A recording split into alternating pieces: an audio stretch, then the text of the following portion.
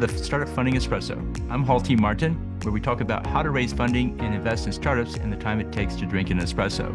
If you have a question about startup funding or investing, please go to the website, startupfundingespresso.com, and type in your question into the chat bot in the lower right corner to receive an answer. I hope you enjoy this episode.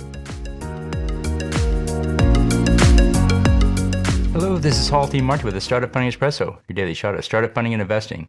In launching a startup, consider adding a consulting program. New products and services often require additional training and services to help the customer achieve success. Over time, the product improves to the point the customer can install and run it on their own. In the early days, use consulting to help customers become successful. The startup raising venture capital will need to be scalable to receive funding. Consulting is not scalable. Investors will downgrade the company for funding if a substantial amount of revenue comes from consulting services. Use a second company to provide the consulting. It can form a partnership with the main startup to provide consulting services. If consulting proves valuable to the startup, then it can be bought by the startup and rolled into the main company later.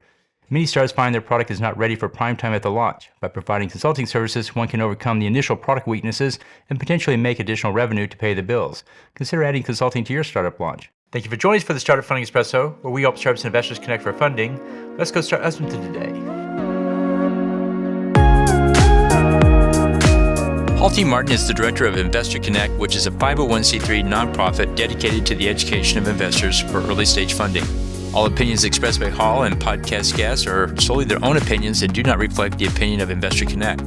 This podcast is for informational purposes only and should not be relied upon as a basis for investment decisions.